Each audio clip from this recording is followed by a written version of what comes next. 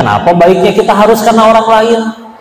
Orang nyenggol, balas nyenggol. Orang nyubit, balas nyubit. Orang nabok, balas nabok. Terus buat apa kita sekolah tinggi-tinggi? Tiap minggu ngaji ke masjid misalkan. Kalau cuman bisanya meniru keburukan orang lain. Itu juga tidak cukup membuat amalannya diterima. Yang ketiga, kalau jadi imam sholat, waktu ruku, kalau ruku kan bisa kelihatan yang di belakang ada baru datang. Dan dia sengaja memperlama rukunya supaya orang itu bisa masbuk. Karena kalau orang masbuknya lagi ruku kan nggak usah ulang rakaat ya secara fikihnya. Kata Imam Al-Qurtubi itu tidak boleh dilakukan. Nanti kalau ketemu guru fikih yang menjelaskan itu boleh, namanya berbeda pendapat, wajar. Cuman kenapa tidak boleh? Ini caranya Imam Al-Qurtubi jaga niat ya. Karena tiga hal yang disebutkan dalam contoh tadi, tiga-tiganya ranah ibadah. Dan satu-satunya zat yang layak diibadahi hanya Allah. Terus kalau kita ngelakuin sesuatu untuk urusan ibadah, ada niatan selain untuk Allah, itu beliau nggak berani ngerasa yakin akan diterima. Nanti akan ada yang komen, ntar dulu, bukankah Allah maha baik? Kan ada kisah pelacur memberi minum seekor anjing diampuni oleh Allah, diizinkan akhirnya masuk ke surga. Betul, tapi seorang Imam Al-Qurtubi ngerasa aku tidak tentu layak untuk mendapatkan kebaikan Allah tersebut. Ngerasa nggak layak ya. Sehingga itulah yang membuat kenapa Imam At-Tirmidzi, kita sering ngelihat hadis HR Tirmidzi, hadis riwayat Imam At-Tirmidzi. Imam At-Tirmidzi meninggalnya buta. Kenapa? Karena terlalu banyak menangis. Menangisi apa? Takut bekalnya nggak cukup pulang ke hadapan Allah ya. Umar bin Khattab mengambil sebatang ranting, diajak ngobrol. Wahai ranting, betapa nikmat jadi dirimu. Ditanya oleh yang mendengar, wahai Amirul Mukminin, kenapa nikmat jadi ranting? Ranting ini tidak akan dihisap oleh Tuhannya. Aku Umar, setiap perbuatanku harus dipertanggungjawabkan di hadapan Tuhanku. Beliau menambahkan, kalau sekiranya umatnya Muhammad SAW seluruhnya masuk surga kecuali satu orang saja, maka aku yakin pasti aku satu orang yang gagal ke surga tersebut. Umar yang ngomong gitu. Manusia yang Nabi sebutkan, kalau beliau bukan Nabi terakhir, harus ada Nabi lagi, orangnya pasti Umar. Bisa gitu ya, punya hati ya. Karena Masya Allah, ini walaupun temanya hijrah, tapi kelihatannya yang hadir ini ibu-ibu ya. Saya tanya dulu deh. Tadi suasananya sudah mulai horor soalnya ya, bahas bab tentang niat. Tapi karena penting bab niat ya, saya tanya dulu. Ibu suka susu sapi murni tidak? Suka? Mohon maaf kalau susu sapinya dicampurin kotoran sapinya 1 sendok mau? Yang layak mendapatkan ibadah kita, penyembahan kita, kita campur adukan dengan niat yang lain. Sedangkan perintahnya surat 98 Al-Bayyinah ayat 5. Wa ma umiru illa liya'budullaha mukhlishina lahuddin. Untuk mukhlis, dan tidaklah kami itu diperintahkan untuk beribadah kepada Allah, menyembah kepada Allah mukhlis ya, lillahi ta'ala ya. Bismillah. Ini untung bukan kajian parenting ya. Kalau parenting kan orang tua, tapi tetap aja banyakkan ibu-ibunya, padahal namanya suami istri sepaket. Tapi saya husnuzon, mungkin ini satu suami bawa 3 istri ya Pak, atau gimana Pak? Oh enggak ya, ya Allah. Udah nikah semua yang hadir sini? Ada yang masih jomblo? Anak cowok yang jomblo angkat tangan. Angkat yang tinggi.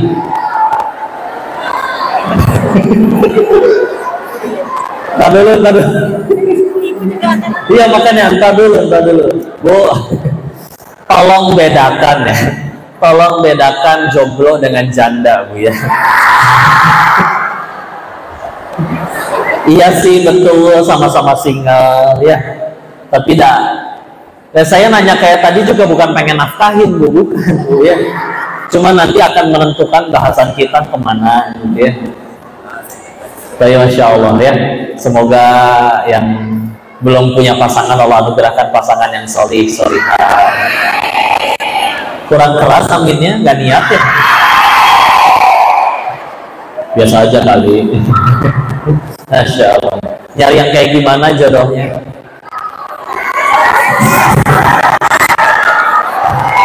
Jangan ya. Koko nanti berangkat ke Thailand. Ya. Jangan ya. Baik, bismillah. Bismillah. Kita kumpul di sini. Aku yakin Allah yang sampaikan. Dan saya sampaikan kabar buruknya dulu ya. Kita manusia tuh agak repot. Kenapa? Kita kalau bikin dosa, malaikat ketiduran nggak? Nggak. Kecatet nggak? Kecatet. Bikin dosa. Giliran beramal, yakin bakal diterima Allah nggak? Atau nggak gini?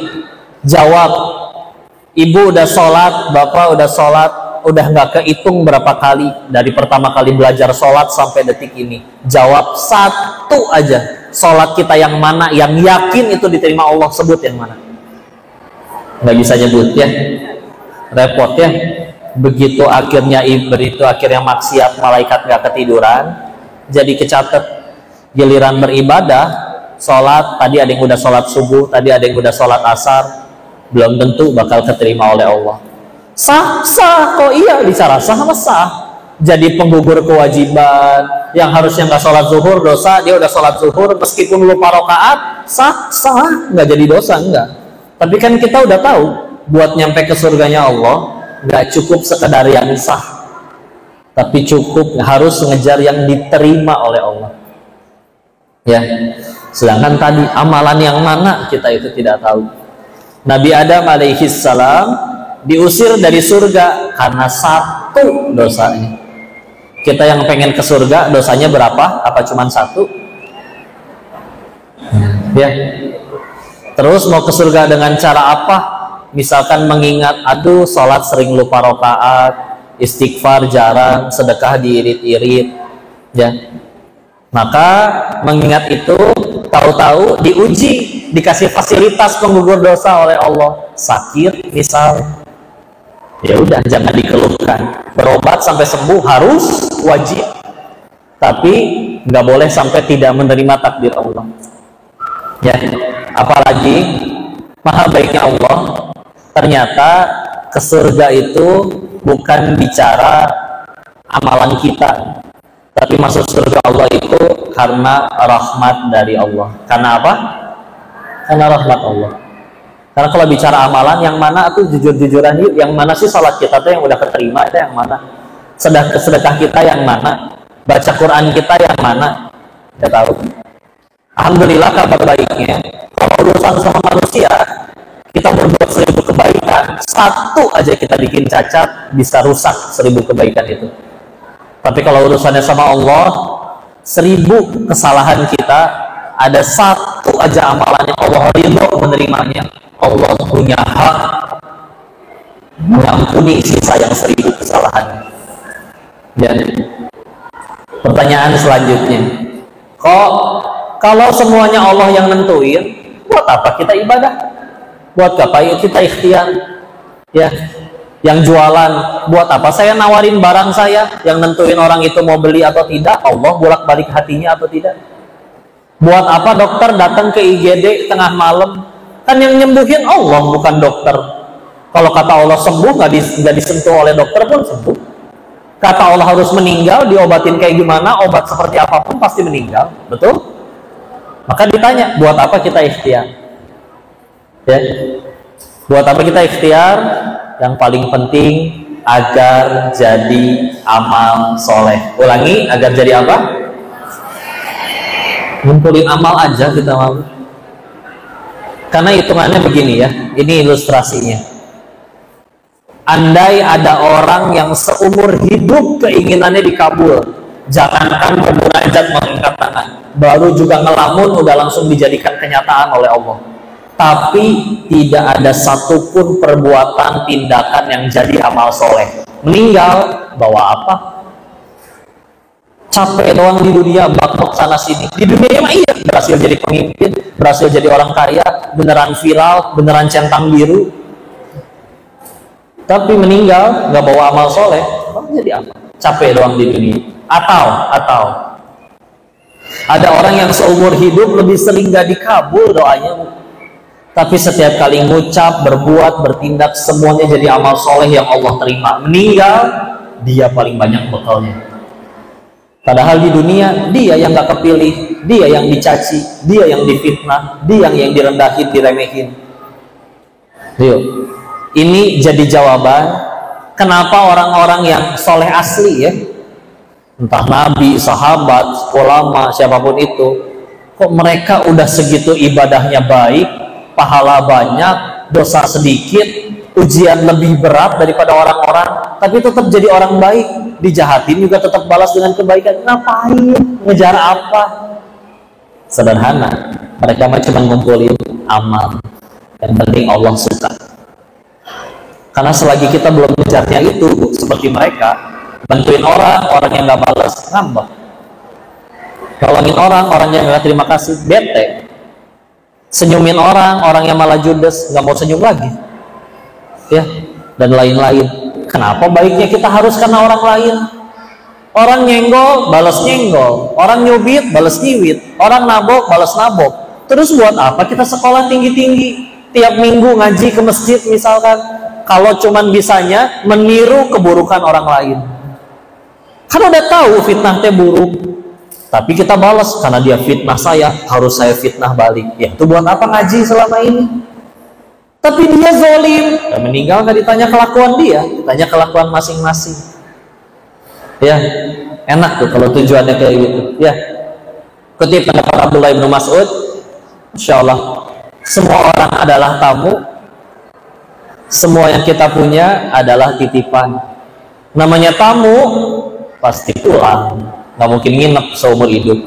Namanya titipan pasti dikembaliin karena bukan punya kita. Terus setelah semua ini telah berlalu, tamu udah pada pulang, yang kita punya udah dikembaliin, apa yang tersisa buat kita? Kalau nggak jadi amal, yuk sekarang mah kalau ketemu orang, mikirinnya bukan aku dapat untung apa dari dia, enggak, tapi aku bisa dapat amal apa yang bisa membuat aku tambah dicintai Allah karena ketemu dia.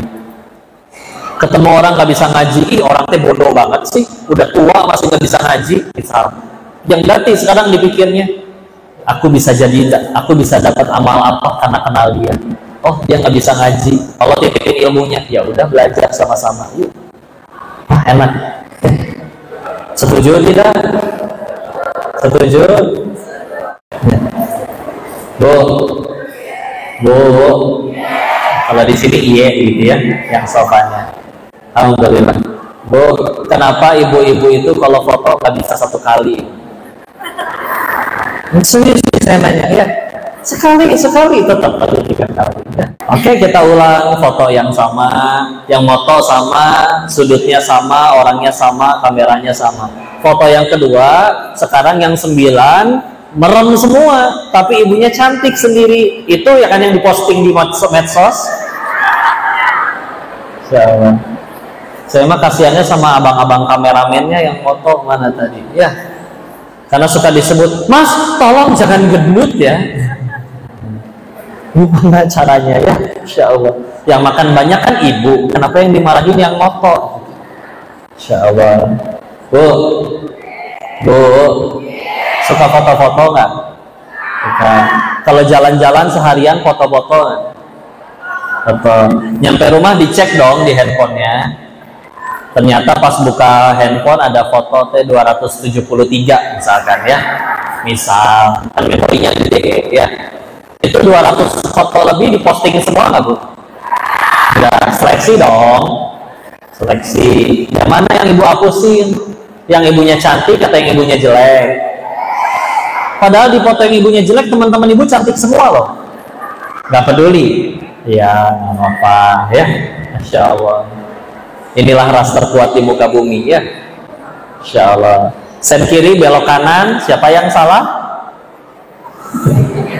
Yang salah dunianya ya. Insya Allah. Dah tenang. Bu, Alhamdulillah, tapi dari mereka lah terlahir anak-anak yang solih-solihah ya. Karena ya rahim adanya pada mereka. Mereka bilang laki-laki lebih kuat, ternyata kalau laki-laki disuruh ngelahirin kayaknya belum tentu kuat ya. Laki-laki potensi rasa paling sakitnya cuma patah tulang. Sedangkan wanita ada proses yang namanya melahirkan. Sakit tidak? Siapa tapi di sini yang udah ngelahirin lebih dari satu kali angkat tangan? Insya Allah ya. Ini para bunda-bunda luar biasa. Padahal nggak sedikit pernah ngeliat, nggak semua ya. Ada ibu-ibu yang baru pertama ngelahirin terus berkata, ih amit-amit saya emang nggak mau lagi gitu ya. Tapi tetap aja lahir lagi ya. Masya Allah. Jadi lebih kuat, lebih tahan penderitaan. Perhatiin aja, semua film-film azab pemeran utamanya wanita biasanya ya, karena lebih kuat ya. Ini ngomongin film azab, saya kasih PR ya, tolong direnungkan. Katanya di film di Jepang itu banyaknya film porno, karena di sana orang pada nggak mau nikah. Kalau di Korea banyaknya film drama romantis, karena di sana perceraian tinggi, jadi dibikin nikah tuh indah banget ya. Kalau di Indonesia kenapa banyaknya film azab? Itu dia ya. Alhamdulillah. Tapi tadi dapat info masjid ini kemarin gempa tidak hancur ya, hanya retak-retak saja. Perasaan Allah. Tadi dari perwakilan Ustadz yang dari Kemenak juga masya Allah, ingat di sini mudah-mudahan bisa ziarah ke makam wali-walinya Allah ya. Baru tadi banget pagi ngelihat kajiannya Buya Yahya, beliau menyebutkan salah satu amalan para wali. Mau coba ngamalin? Mau coba? Wali Allah loh, ini jadi kekasih-kekasihnya Allah. Bagaimana cara ngamalinnya? Adalah kalau nanti ibu setiap kali ada orang yang nyakitin ibu ya, biasanya ibu apain bu orang kalau nyakitin ibu? Ada yang menjawab dibalas, manusiawi ya, namanya dijahatin. Ada respon reaksi secara horizon, nalurinya emang pengen ngebalas ya. Namanya ada orang misalkan pengen begini, kita seketika bisa langsung menangkis ya, itu manusiawi. Tapi bismillah, ketika sudah terdidik dirinya oleh Islam nanti berbeda ya. Yang paling normal dijahatin balas dengan perbuatan yang sama. Tapi itu mah tadi orang yang belum ngaji, udah tahu mukul itu buruk, masa balas dengan keburukan yang sama ya.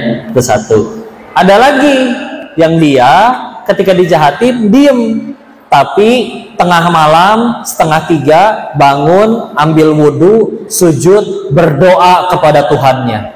Mau kabur kemana? Itu orang yang berbuat zolim ya. Orang yang dizolimi itu tidak ada hijab antara dirinya dengan Allah ya. Tapi itu pun masih ada yang lebih tinggi lagi. Ini dia amalan para wali. Orang yang kalau dizolimi